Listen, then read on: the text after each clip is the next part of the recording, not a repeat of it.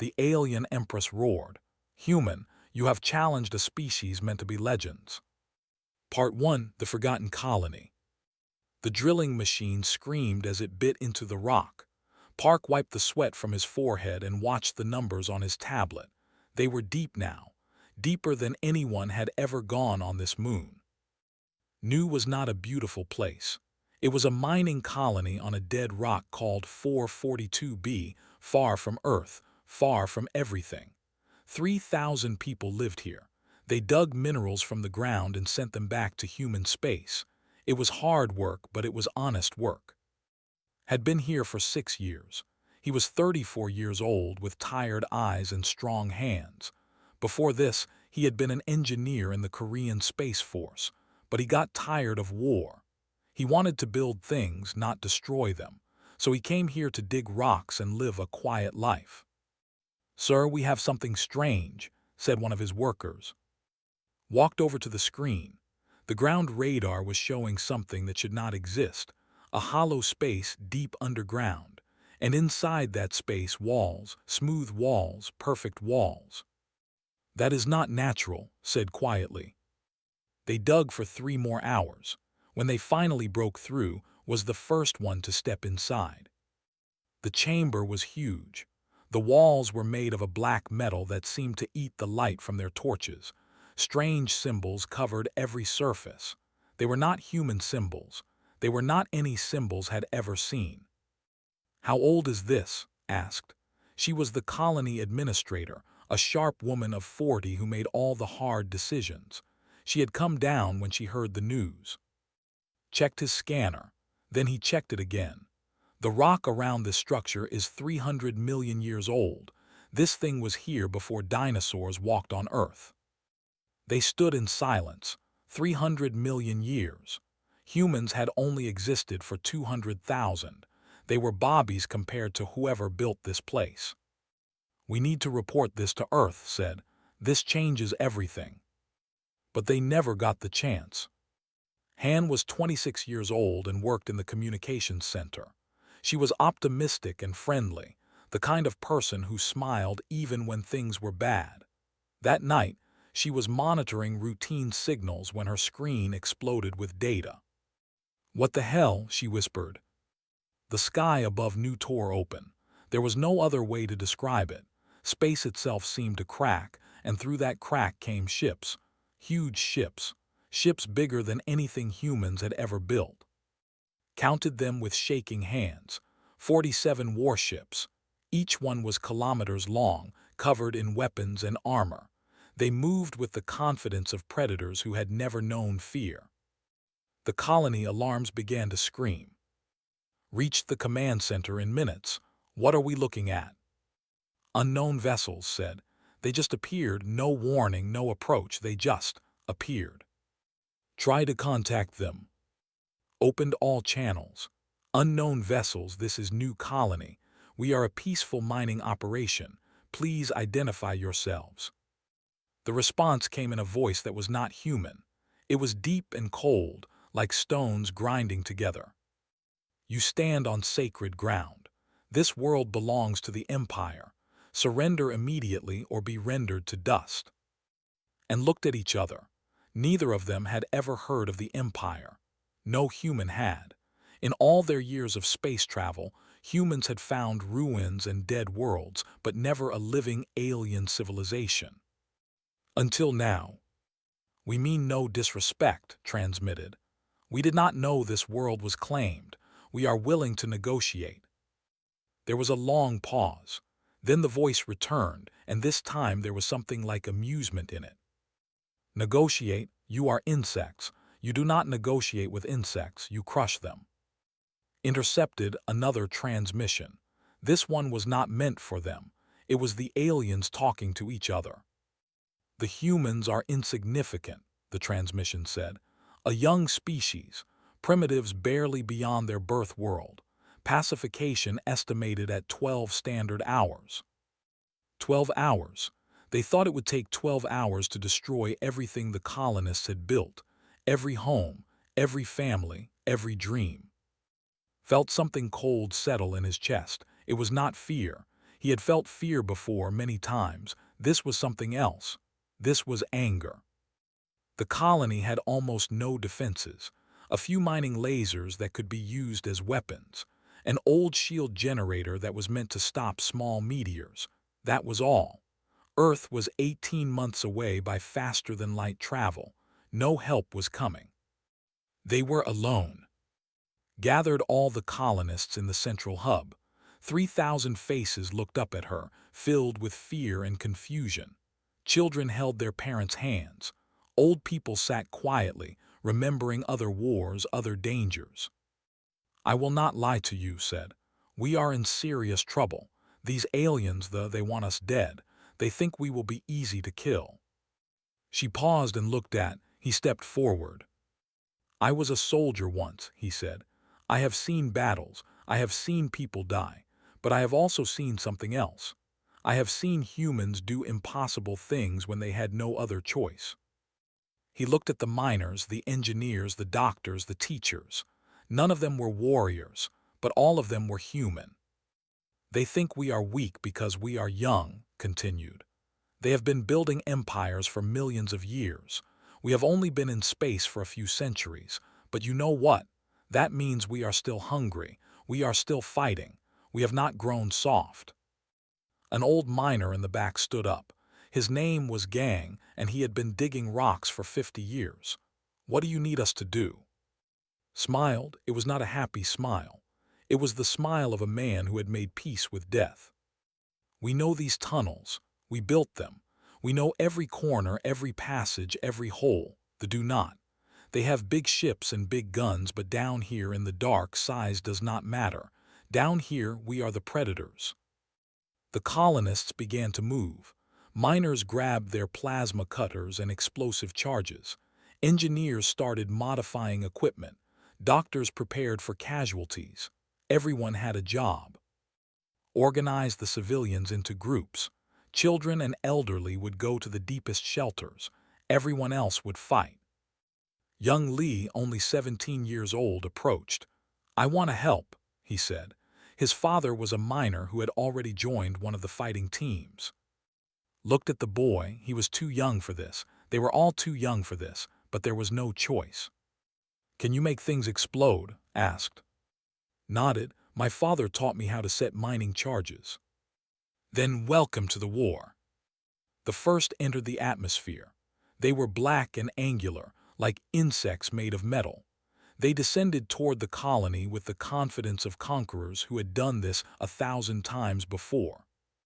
But as they approached, they saw something strange. The main entrance to the colony had been collapsed. Tons of rock now blocked the way. The humans had buried themselves. The commander laughed. "They hide like rats. It will not save them. Begin ground operations. Dig them out." Soldiers marched out of They were tall and with 4 arms and eyes that glowed red. They wore armor that could stop most human weapons. Each one carried a plasma rifle that could melt steel. They were the finest warriors of an empire that had conquered 2,000 worlds. They entered the tunnels. They did not know that the tunnels were waiting for them. Deep underground, listened to the approaching footsteps through the vibration sensors. He held a plasma cutter in his hands. Around him, 50 miners waited in the darkness. "Remember," he whispered, "they expect us to be afraid. They expect us to run. We are not going to run." The first soldiers appeared around the corner. Raised his weapon. "Welcome to New." The battle had begun. The alien Empress roared. "Human, you have challenged a species meant to be legends." Part 2, The Wait of 12 Hours. The first soldier died before he understood what was happening. His plasma cutter burned through his armor like it was paper. The alien screamed, a horrible sound that echoed through the tunnel, and then he fell. The miners attacked from the darkness. They had no training and no fancy weapons, but they had rage and they had desperation, and they had knowledge of every tunnel in this moon. They had expected frightened civilians. They found angry humans with cutting tools. In the first hour, they lost 60 soldiers. They killed only 12 humans. The alien commanders were confused. This was not supposed to happen. They had conquered thousands of worlds.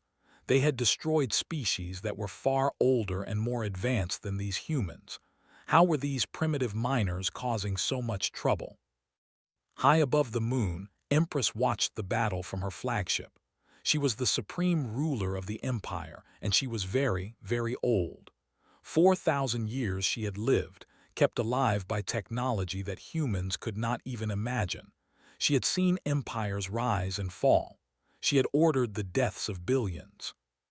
These humans were nothing to her, insects, dust. But the reports from the surface were strange.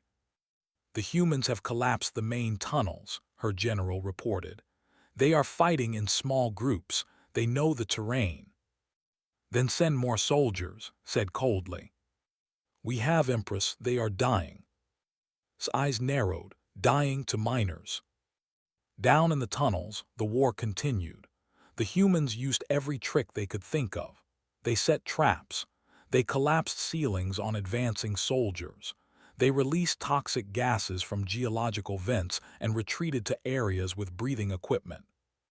Was 52 years old and had been a doctor for 30 years. She had never expected to run a battlefield hospital in a mining tunnel. But here she was, covered in blood, working by the light of emergency torches, trying to save lives. A young woman was brought in with burns over half her body, worked for an hour to stabilize her. The woman's name was the colony's chief geologist. She had been caught in a plasma explosion while setting a trap. Did it work? Asked weakly. The trap. It worked, said, 20 of them dead. Smiled despite the pain. Good. Lee had never killed anyone before today. Now he had killed 7.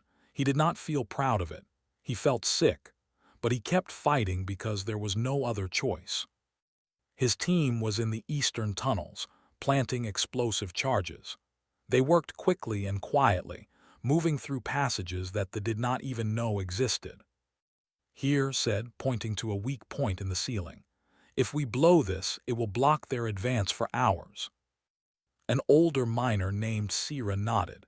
She was 38 and had been a smuggler before becoming a cargo pilot for the colony. She knew how to handle dangerous situations. Do it, she said. I will watch your back. Set the charges with steady hands. His father had taught him well. When the explosion came, it brought down half a kilometer of tunnel. Hundreds of soldiers were buried alive. The 12 hours passed. New still stood. In the command center, stared at the tactical display. They had lost 412 people. 412 friends, neighbors, family members. But they had lost over 2,000 soldiers. This is impossible, she whispered. We are winning. Han looked up from her console. They did not expect us to fight. They thought we would just die. They were wrong. On the flagship, Empress was no longer calm. She had expected this to be over in 12 hours. Instead, her forces were being destroyed by miners with cutting tools. Admiral, her chief military advisor, approached carefully.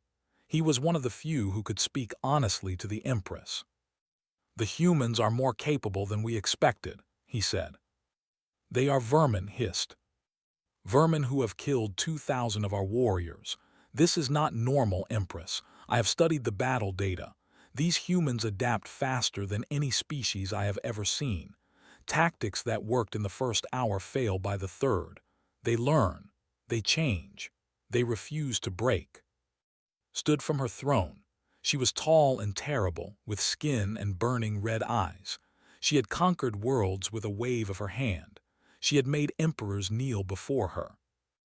I want to speak to whoever leads them, she said.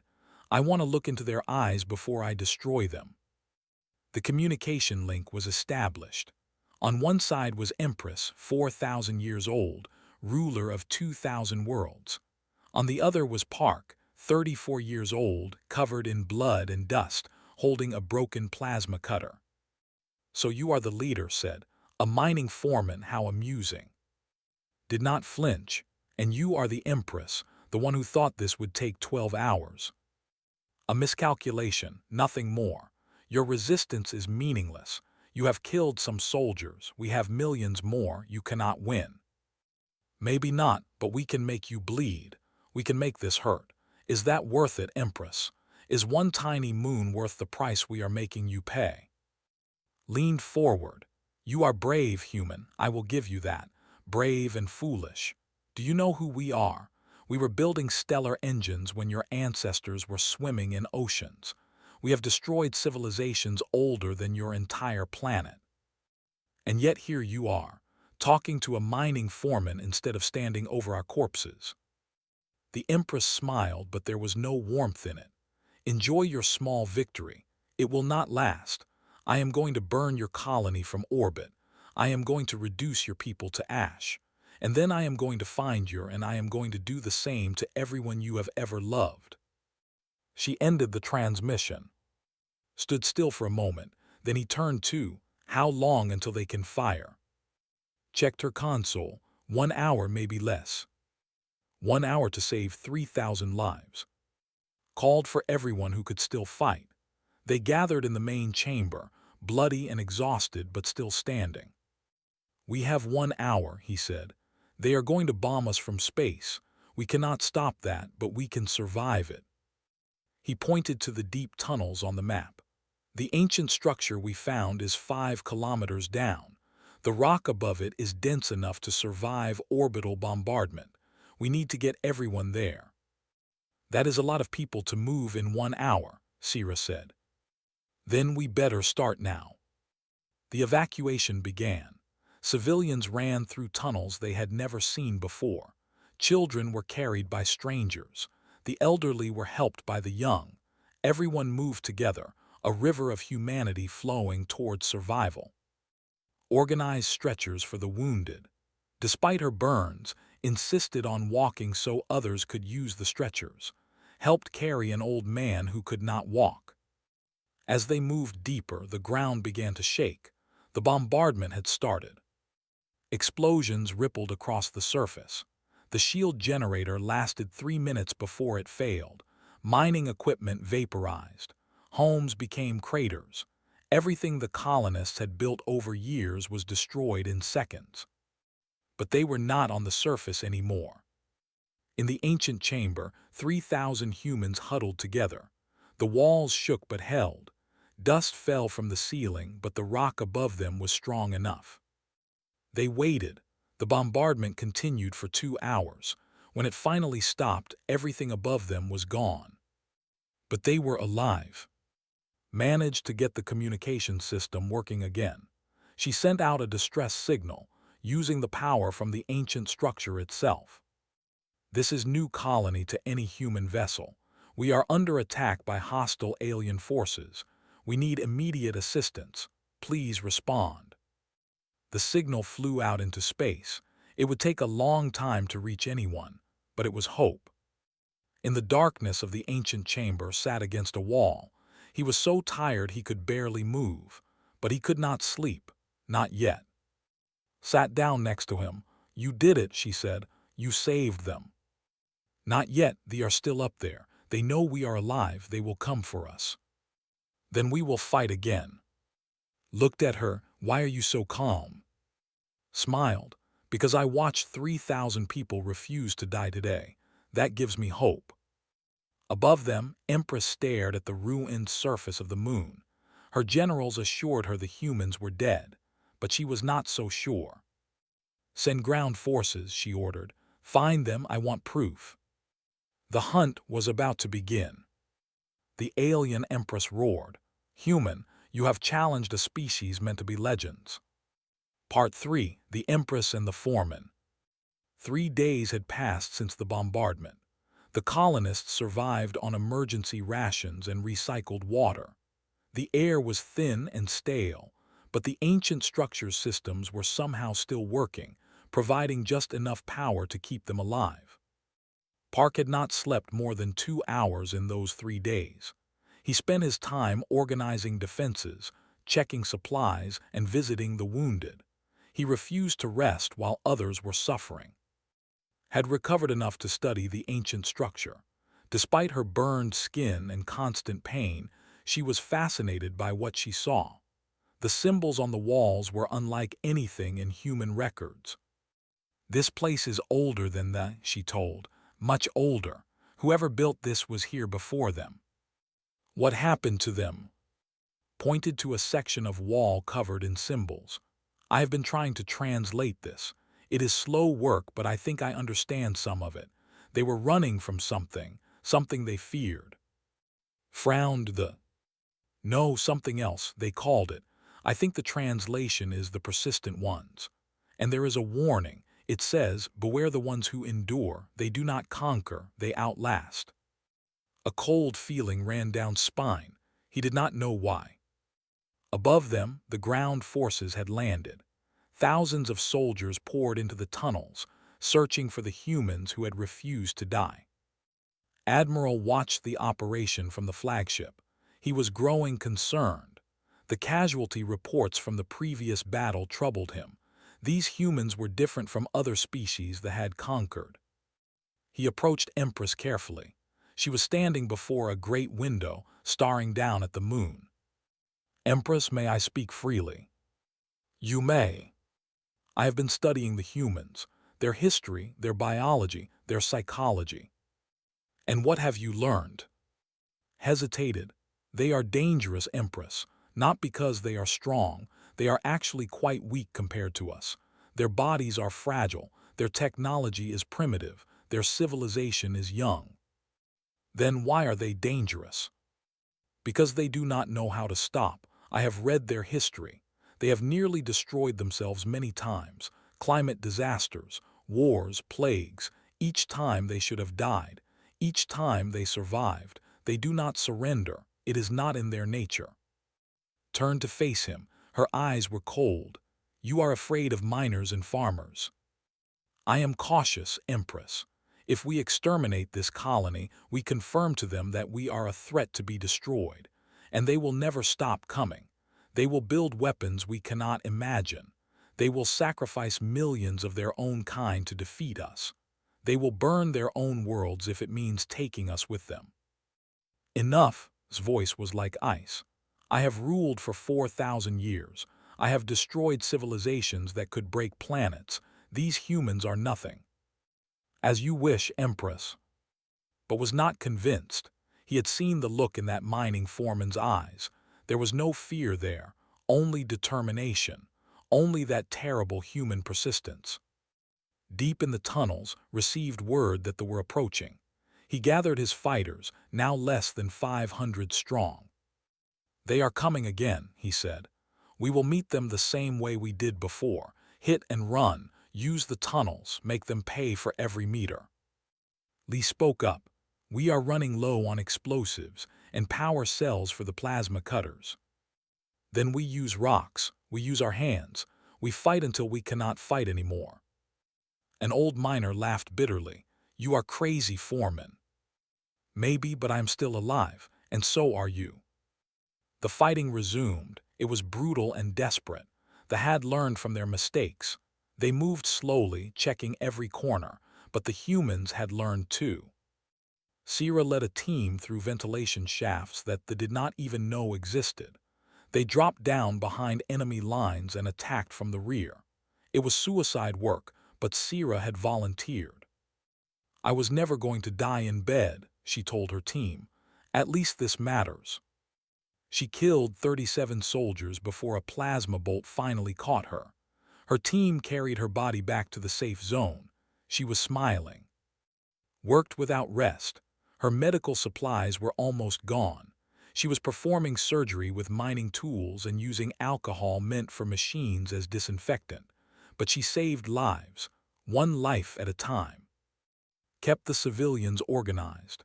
She made sure everyone ate, everyone slept, everyone stayed calm. She told stories to the children. She held the hands of the dying. She was the heart of the colony while was its fist. On the fourth day, Empress decided she had waited long enough. She ordered another communication link with the human leader. Faced her hologram in the ancient chamber. He looked worse than before. His left arm was bandaged. His face was bruised, but his eyes were the same. "You are still alive," said. "I am impressed." "We are stubborn. You are dying, your supplies are running out, your people are exhausted. Why do you continue?" Was quiet for a moment, then he spoke.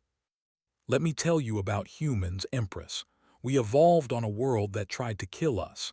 Ice ages that lasted thousands of years. Predators that were faster and stronger than us. Diseases that wiped out entire populations. We should have died 100 times." He stepped closer to the hologram. "But we did not, because we learned something that other species never learned. We learned to be afraid and keep going.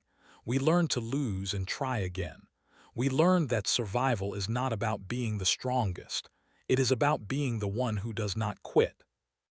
Laughed, pretty words from a dead man. "Maybe I am dead. Maybe we all are. But before we die, we are going to make you remember us. Every soldier we kill is a message. Every hour we survive is a warning. You came here thinking we were prey. You are learning that we are something else." "And what is that?" Smiled. It was not a pleasant smile.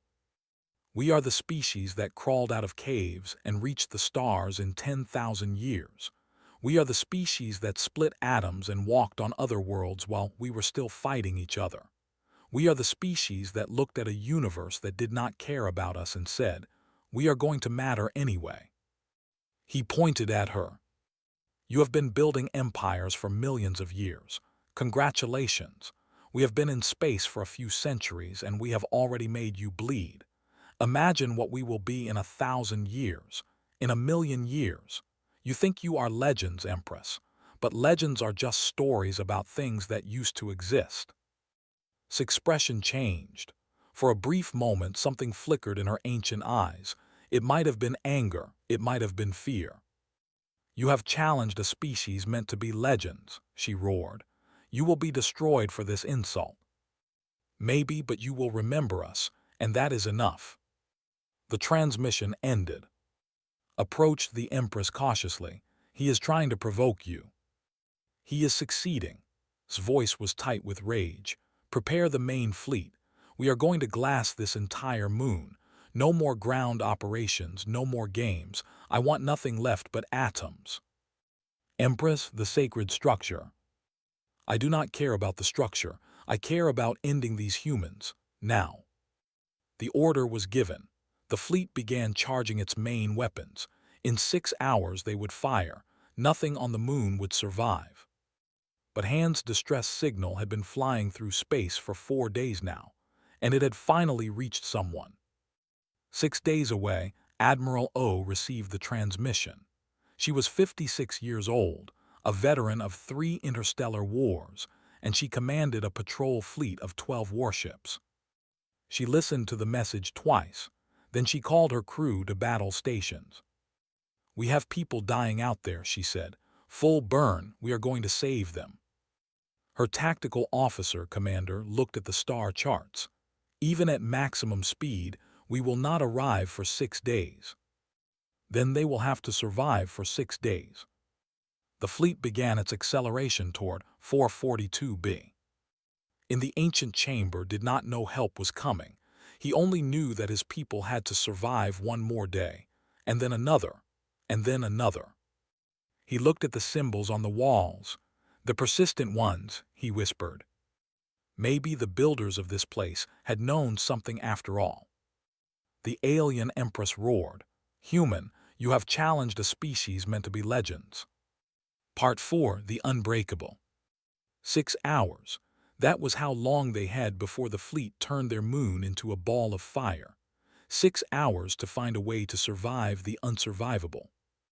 Park gathered everyone who could still think clearly. There were not many.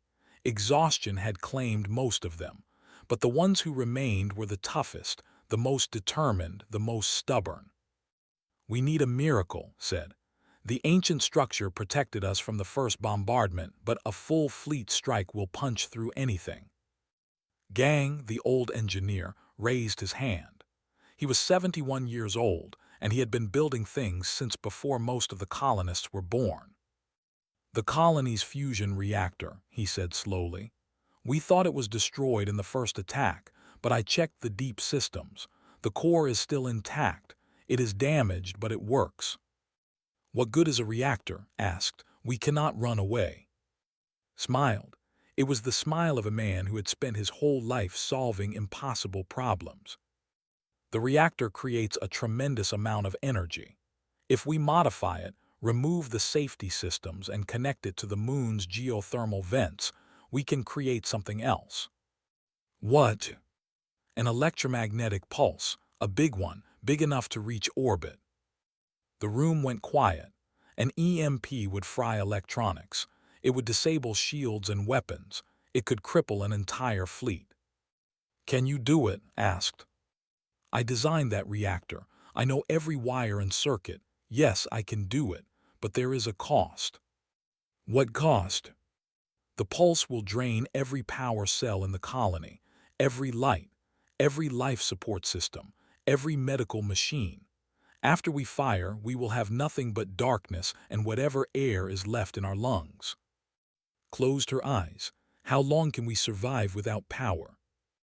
Maybe 2 hours, maybe 3. It was not enough. Even if they disabled the fleet, even if help was coming, 2 hours was not enough time. But it was better than being vaporized. Do it, said. Start the modifications. Nodded and left with his team. They had work to do. Sierra's death had left a hole in their ranks. She had been the best pilot in the colony, the one who flew the cargo shuttle like it was an extension of her body. Now that shuttle sat in a hidden hangar, useless, without a pilot brave enough to fly it. Stared at the shuttle on the tactical display. An idea was forming in his mind. A terrible idea. The EMP needs time to charge, he said. We'll fire before it is ready unless we distract them. Distract them how? Asked. Someone flies the shuttle straight at the flagship. Broadcast a distress signal. Make them think it is an escape attempt. They will focus their weapons on the shuttle instead of the moon. That is a suicide mission. Yes. Silence. No one wanted to volunteer. No one wanted to die. Then a voice spoke from the back of the room. I will do it. Everyone turned. It was the doctor. Her hands were still stained with blood from the surgeries she had performed. You are a doctor, said. We need you here. I have trained others. They can handle what is left. But flying, that requires one person, and I have nothing left to lose. My husband died on the first day. My daughter was killed in the tunnel collapse. The only reason I am still here is because I was too busy saving others to mourn. Let me do this. Let me save them one more time. Wanted to argue. He wanted to find another way. But there was no other way. There was never another way. Thank you, he said quietly. Nodded. Take care of my patients, foreman. That is all I ask. The next 4 hours were the longest of his life. Worked on the reactor while his team ran cables through tunnels that were barely stable. Prepared the shuttle, checking every system twice. The colonists gathered in the ancient chamber. They held hands. They prayed. They told each other stories about home, about Earth, about the lives they had lived before this nightmare began. Stood before them. Whatever happens next, I want you to know that I am proud of you, all of you. We were supposed to be miners. We were supposed to be farmers and engineers and teachers. Instead, we became warriors. We became survivors. We became something the universe will never forget. An hour before the plan to fire, launched her shuttle. It was a tiny ship, barely visible against the vastness of space, but they detected it immediately. A shuttle is escaping, the sensor officer reported to Empress. 1 occupant. Destroy it. The fleet turned its weapons toward the shuttle. Interceptors launched. Plasma cannons charged. For a moment, all eyes were on that tiny ship flying toward certain death. Push the engines to maximum. The shuttle screamed through space, dodging and weaving. She was not a military pilot, but she had spent years flying through asteroid fields and dangerous trade routes. She knew how to survive. The first interceptor exploded against her shields. The second one got through and tore off part of her wing. The shuttle spun, but she regained control. She activated the broadcast system. "This is Doctor of New Colony. I am carrying wounded civilians. Please cease fire, please." It was a lie, but it did not matter. They were not listening to her words. They were hunting her. She made it within 2 kilometers of the flagship. That was when her luck ran out. A plasma bolt hit the shuttle's engine. The explosion tore the ship apart. Died instantly, still gripping the controls, still fighting until the very end. But she had done her job. The fleet was focused on the shuttle. Their sensors were pointed at space, not at the moon. They did not see the energy building in the ancient chamber. Press the button. The EMP exploded outward like a wave. It traveled at the speed of light, invisible but devastating. It passed through the fleet in a fraction of a second. And everything went dark. On the flagship, every screen flickered and died. The lights went out. The weapons systems shut down. The engines stopped. Empress screamed in rage as her throne room plunged into darkness. "What is happening?" "EMP attack," shouted. "They hit us with an electromagnetic pulse. Our systems are down." All of them. All of them. 3 warships lost their orbital stability. Without engines, they began to fall toward the moon's surface. They crashed into the barren rock, creating explosions visible from space. The flagship survived, but barely. Its shields were gone. Its weapons were offline. It would take hours to restore basic functions. In the ancient chamber, the colonists sat in perfect darkness. The EMP had done exactly what predicted. Every light was dead. Every machine was silent. The only sound was breathing. Felt his way through the darkness until he found. "It worked," he whispered. "We are still alive. For now." They had no power. They had no weapons. They had nothing but each other and the air in their lungs. But far away, moving at impossible speed, Admiral O's fleet was coming. Han had done one more thing before the EMP hit. She had boosted the distress signal using the ancient structure systems. She had added something to the message. "Help is coming. Hold on for 6 days." But they did not have 6 days. They had hours. In the darkness spoke, "What do we do now?" Thought about who had sacrificed herself so they could survive. He thought about Sira, who had died fighting. He thought about all the people who had given everything so that others might live. "We wait," he said, "and we believe." Believe in what? In humanity, in ourselves, in the idea that we are too stubborn to die. Someone laughed. Someone else started crying. Someone began to sing an old Korean song, a lullaby about stars and dreams. And in the darkness, the colonists of New held on. They did not know that Admiral O had received their signal. They did not know that her fleet had already crossed the halfway point. They did not know that help was real and coming fast. All they knew was that they were still alive. And for humans, that was always enough. The alien Empress roared, "Human, you have challenged a species meant to be legends." Part 5, Legends meet their end. The darkness lasted for 18 hours. 18 hours of cold and silence. 18 hours of rationing the remaining air. 18 hours of holding hands with strangers and praying for a miracle. Park moved through the chamber, checking on everyone. He could not see their faces, but he could hear their voices. He spoke to each person, one by one. He told them stories. He made them laugh. He kept them alive with nothing but words. Organized the air distribution. They opened only the most efficient oxygen reserves, spacing out the supply. Every breath was precious. Every minute was a gift. Lee sat with the children. He told them about Earth, about the blue oceans and green forests he had never seen but always dreamed about. He promised them that one day they would go there. He did not know if it was true, but he said it anyway. Han kept trying to reach anyone on her emergency radio. The battery was dying, but she refused to stop. "Someone has to hear us," she whispered. "Someone has to come." On the 18th hour, she finally got a response.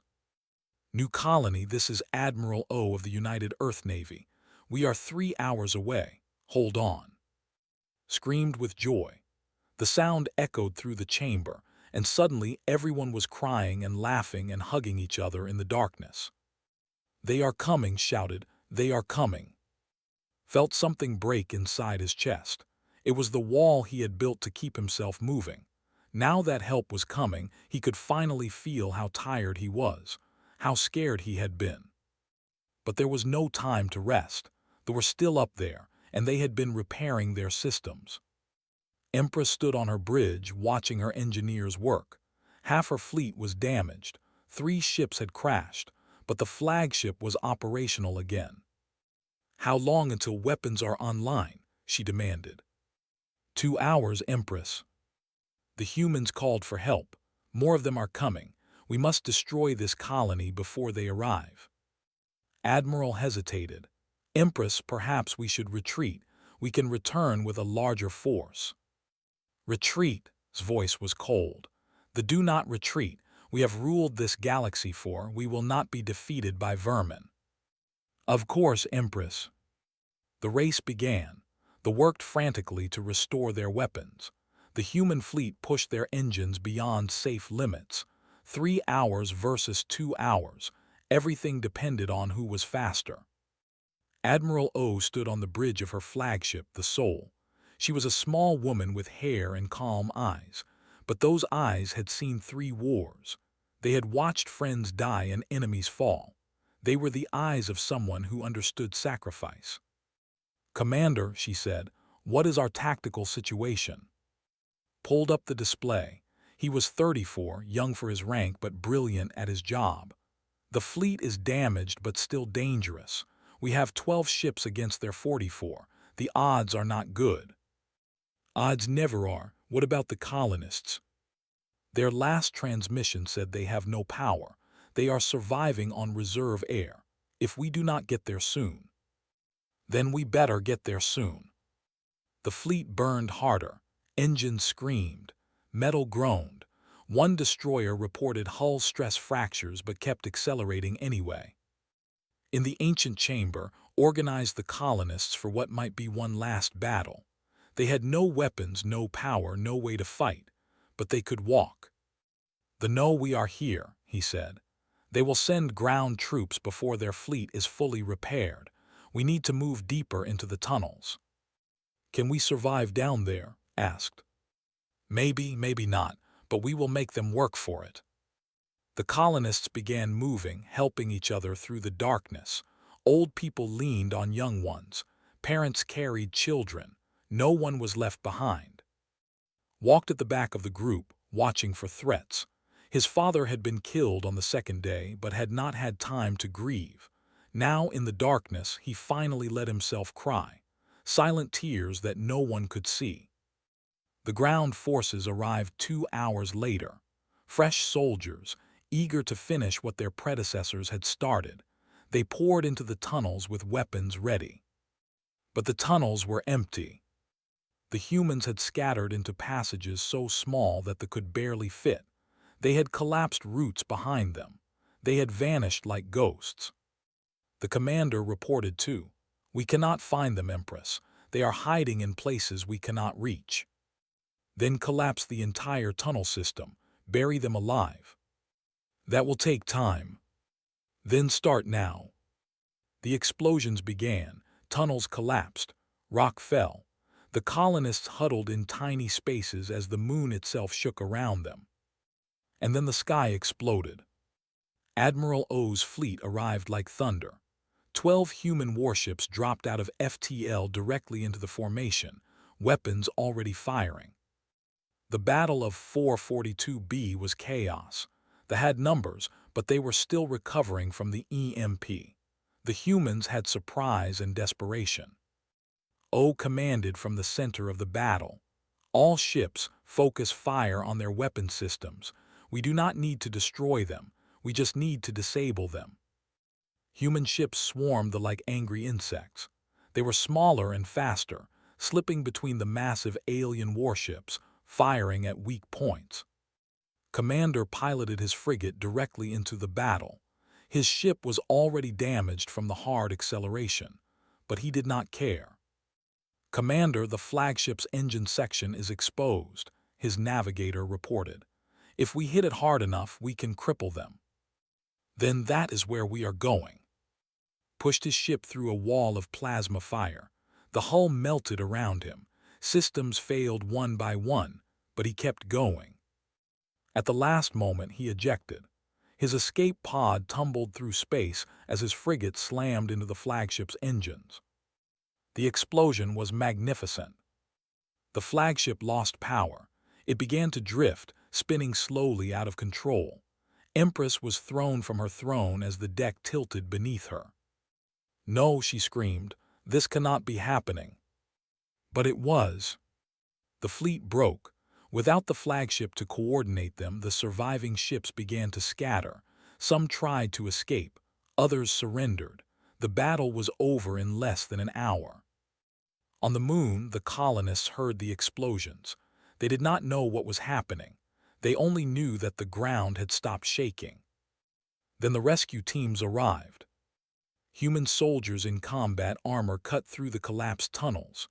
They found the colonists huddled in the darkness, barely breathing, but alive. Saw the lights and fell to his knees. He had not cried since this began.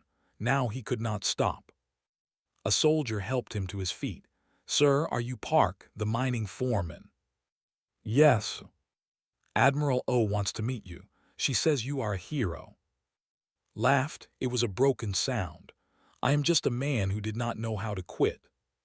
The aftermath took months to sort out. The Empire sent diplomats, then threats, then more diplomats. They demanded the return of Empress, who had been captured when her flagship was boarded. The United Earth government refused, would face trial for the deaths of over 400 colonists. The final meeting happened in the ruins of New. Admiral O had arranged it at its request. Was brought in chains. She was still proud, still defiant. 4,000 years of rule had not prepared her for defeat. Stood before her. He looked worse than before. He had lost his left arm in the final days and now wore a crude prosthetic made from mining equipment. His face was. His eyes were tired. But he was alive. "You have won nothing," hissed. "My empire will avenge this insult. We will burn every human world. We will." "Stop," said quietly. She stopped. Something in his voice made even an empress pause. "You called us young," he said. "Primitive. You said you were meant to be legends. You said you would destroy us." He gestured behind him. The survivors of New were gathered there. Miners, doctors, engineers, children.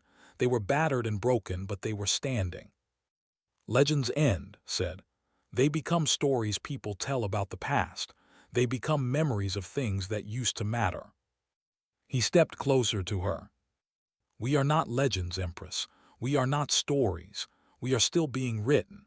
Every day, every hour, every breath. We do not know how our story ends because we are still in the middle of it."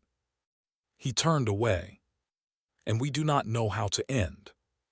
1 year later, the Treaty of was signed. The Empire agreed to territorial boundaries and non-aggression pacts. It was not peace, but it was the beginning of something. Declined every medal and promotion.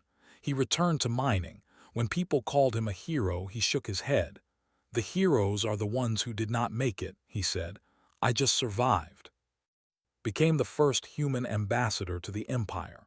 She approached the job with the same calm efficiency she had used to manage a colony under siege.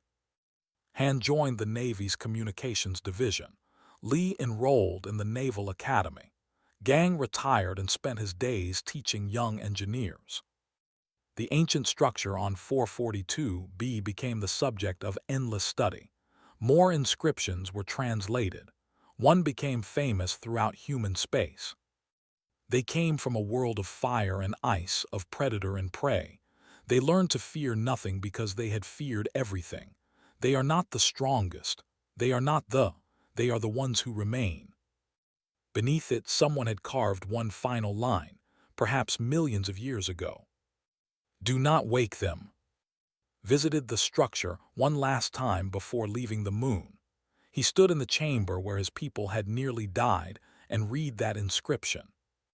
Too late, he whispered. We are already awake. Then he went back to work. There were rocks to dig and stars to reach and a future to build. The universe was vast and old and full of things that wanted humanity dead. But humanity was stubborn. And stubborn was enough.